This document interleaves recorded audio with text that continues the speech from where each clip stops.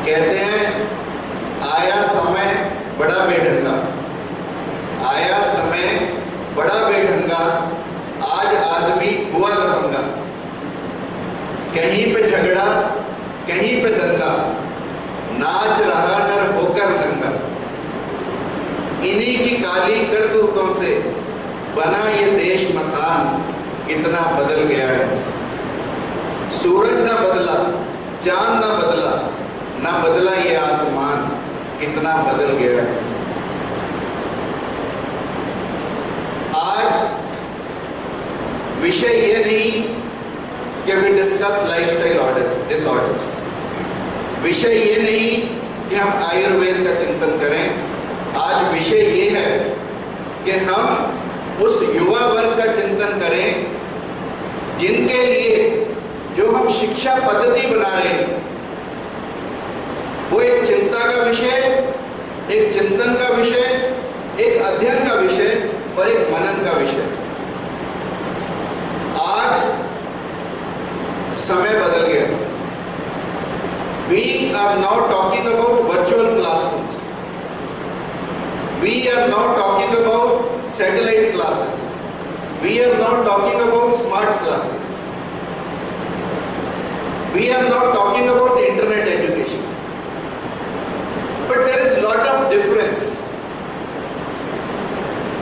Virtual classroom की यदि हम बात करें तो सिर्फ और सिर्फ एक इंफॉर्मेशन देने के अलावा ये हमें कुछ नहीं कर सकता।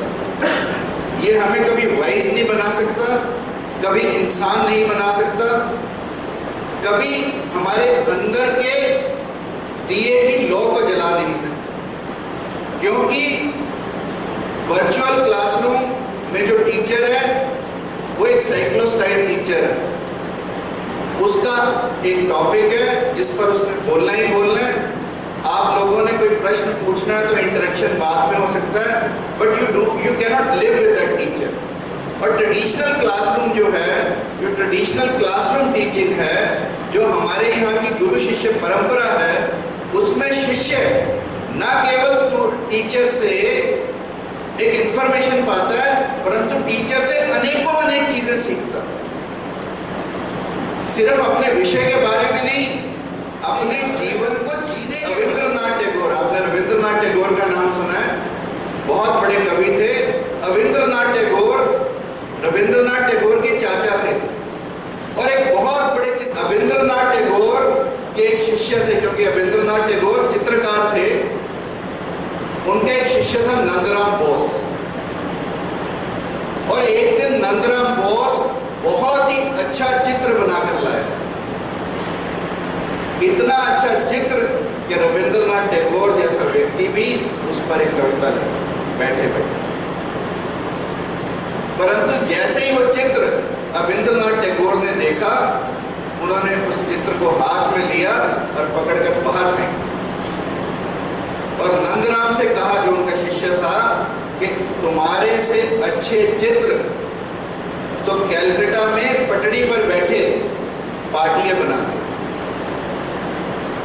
रविंद्रनाथ टैगोर को बहुत गिलानी हुई कि मेरे चाचा ने आज एक इतना अच्छा विद्यार्थी, इतना अच्छा चित्र बनाकर लाया था और उसकी इतनी बेइज्जती की और उसे उसका चित्र फाड़कर फेंक दिया और उसे बाहर निकाल दिया।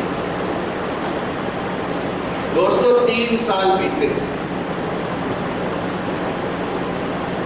नंदराम बोस पुनः रविंद्रनाथ टैगोर के पास आए, पांव छुए और कुछ चित्र लेकर आए थे। और वो चित्र रविंद्रनाथ को जैसे ही दिए, रविंद्रनाथ ने कहा कि अब ये चित्र सरल भी है, सहज भी है, निर्मल भी है और अब ये चित्र पूर्ण है। तो रविंद्रनाथ टैगोर ने पूछा कि क्या मैं जान सकता हूं चाचा कि आपने उस दिन नंदराम के साथ ऐसा व्यवहार क्यों किया था? तो रविंद्रनाथ ने कहा कि उस दिन यदि मैं इस व्यक्ति के साथ ऐसा व्यवहार ना करता तो ये व्यक्ति अपने जीवन में कभी पूर्ण नहीं हो सकता। इसको महत्वपूर्ण मेरी उस डांट ने, मेरी उस फटकार ने ही बनाया, क्योंकि अन्यथा ये ख्याति को प्राप्त हो जाता, अहंकार को पोषित करता और इसके चित्रों में अहंकार की झलक आती। इसके चित्रों में कभी सहजता, कभी निर्मलता और कभी पूर्णता नहीं। क्या ये चीजें हमें वर्चुअल क्लासरूम दे सकता है? क्या टीचर का गुस्सा वर्चुअल क्लासरूम दे सकता है? क्या टीचर की डांट वर्चुअल क्लासरूम दे सकता है? क्या टीचर की फटकार वर्चुअल क्लासरूम दे सकता है? क्या टीचर का प्यार वर्चुअल क्लासरूम दे सकता है? क्या टीचर की दुलार वर्चुअल क्लासरूम दे सकता है? ये नहीं दे सकता। इसीलिए हमारे यहाँ पर परंपरा है गुरु शिष्य की परंपरा। इसीलिए हमने इस पद्धति को बेहतर माना, क्योंकि हम ये चाहते हैं कि हमारा आने वाला युवा वर्ग केवल एक इंफॉर्मेशन जो कि आज एक बटन पर भी अवेलेबल है, सिर्फ उसका चलता हुआ नमूना ना बने। हमारा स्टूडेंट एक ऐसा बने जिसे न केवल अपनी चिंता हो, अपने परिवार की चिंता हो, अपने समाज की भी चिंता हो और अपने देश की भी चिंता हो और देश के विषय में चिंतन भी हो। ऐसे स्टूडेंट्स केवल वो पद्धति दे सकती है जिसमें वर्चुअल क्लासरूम्स का कोई स्थान नहीं है। और आयुर्वेद की शिक्षा तो शुरू से ही गुरु शिष्य परंपरा में चली। आयुर्वेद की शिक्षा कभी क्लासरूम्स में नहीं चली। हालांकि नुकसान भी आयुर्वेद को इसी परंपरा से हुआ, क्योंकि गुरु शिष्य परंपरा से तो पद्धति चलती रही, परंतु इस पर कोई रिसर्च नहीं हुआ। आज हमारे देश के अलावा दूसरे लोगों ने रिसर्च की तो आज हमें आयुर्वेद के महत्व का पता। आयुर्वेद कोई ऐसी पद्धति नहीं है जिसके महत्व को हम जाने, ये जीवन जीने की कला है। It's a way of life, and if we learn the right way of life, there can not be any lifestyle disorder, because what we are discussing today is based upon our lifestyle, and if our lifestyle is as per described in Ayurveda, there cannot be any lifestyle disorder. But the irony is, where have we gone wrong? We have gone wrong because there are no teachers जिनको हम गुरु कह सके, जो हमें अंधेरे से प्रकाश की तरह। Remember a story, जब एक टीचर ने के पास 2 स्टूडेंट्स थे, उन्होंने कहा गुरुदेव हम आपसे ज्ञान लेने आए।